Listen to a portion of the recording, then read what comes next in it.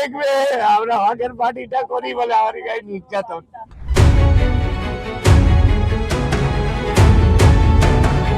দুর্গাপুর অঞ্চলে আইএসএফ কর্মী মারধরের ঘটনায় আরাবুল ইসলাম একেবারে সরাসরি সেই কর্মীর বাড়িতে এসেছেন।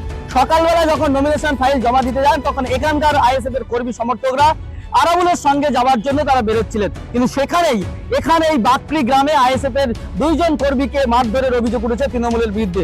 আর সেই পরিবারের সদস্যদের সঙ্গে আজকে আরাবুল ইসলাম সরাসরি এসে দেখা করলেন। তিনি নমিনেশন ফাইল জমা করে বাড়িতে না গিয়ে সরাসরি সেই আক্রান্ত কর্মীর বাড়িতে গিয়ে দেখা করলেন। দেখা করে আরাবুল ইসলাম ঠিক কি বললেন শোনাবো আপনাদের। কর্মীরা আক্রান্ত হচ্ছে, আপনি এলেন, কি বলবেন? তাদেরকে মারধর করা হচ্ছে। আমরা এই ধরনের ঘটনা তো এখনো ঘটেনি, হয়তো টুকটাক ঘটনা ঘটছে। তো আজকে যে ঘটনা ঘটেছে অত্যন্ত মর্মান্তিক ঘটনা।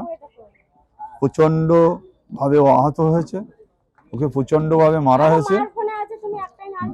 নমিনেশন ফাইল করার জন্য যাচ্ছিল, সেই সময়টা এদের উপরে আক্রমণ। আমরা অবিলম্বে আইসিকে বলছি যদি অ্যারেস্ট না হয়, আমাদের এইসব দেখতে পাচ্ছেন কর্মীরা, আমরা অ্যারেস্ট করে দেবো।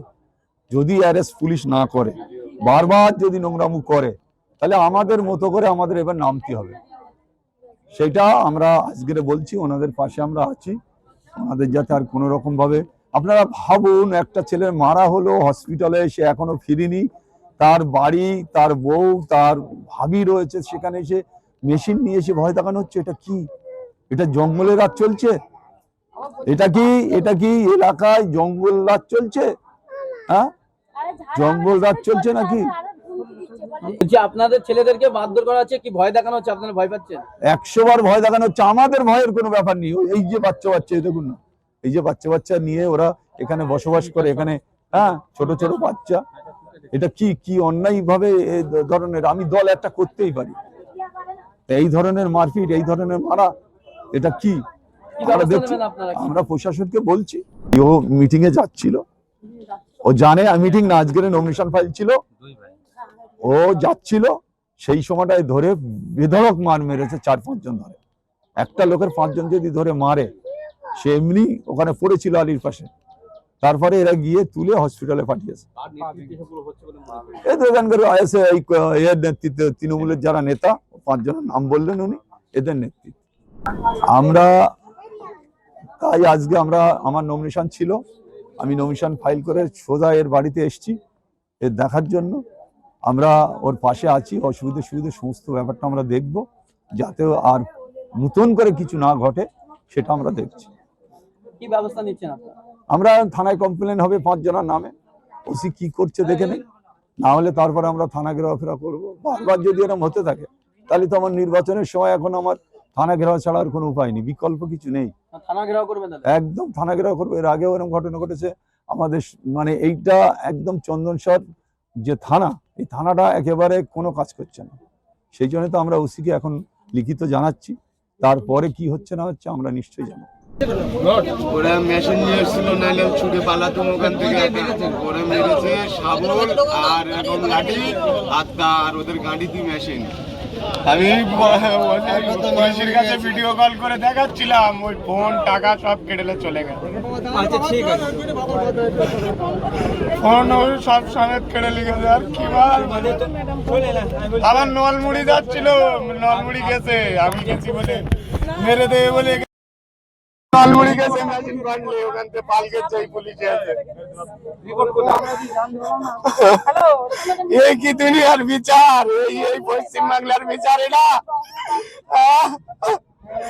আমরা মরে গেলে আর আমাদের দেখবে আমরা হকের পার্টিটা করি বলে আমার গায়ে নির্যাতন সহ্য করতে পারি না। এত কষ্ট হচ্ছে।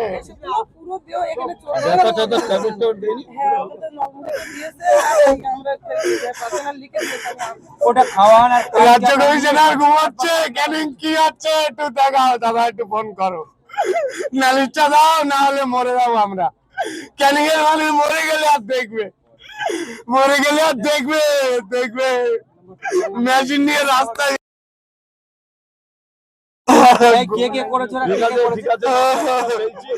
করেছে আব্দুল, ইসমাইল আর বারিক আর আনু ফকির আর নাসির তরফদার।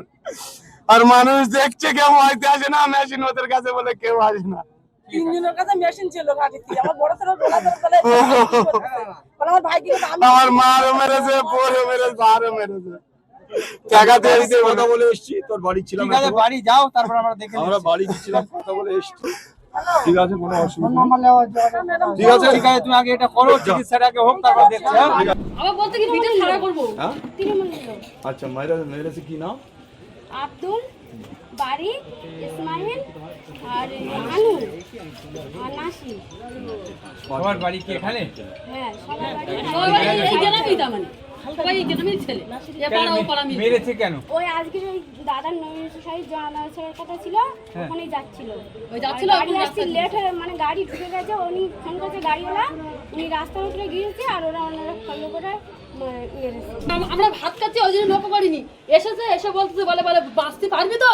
এবার দেখতে কাছে মেশিন রয়েছে, ওই জন্য আমরা ভয়তে কোনো কথা বলিনি। কেউ নেই, আমরা দুই আমার তো বাড়ি মেয়েছিল তো। এবার বলে মেয়েদের সামনে ডাকতে বলতে বলে, আমরা দেখে যাবো, সেখানে যাও। বাড়ি ছিল আর আনু ছিল। আইএসএফ কর্মী আলমগীর এবং জাহাঙ্গীরকে তৃণমূলের লোকজন মারধর করে অভিযোগ ওঠে, আর সেজন্যই সেই বাকরিতে, দুর্গাপুর অঞ্চলের বাকরিতে আরাবুল ইসলাম সেই আক্রান্ত আইএসএফ কর্মীর বাড়িতে রীতিমতো নমিনেশন জমা দেওয়ার পরে চলে এসছে। দেখতেই পাচ্ছেন সেই ছবি।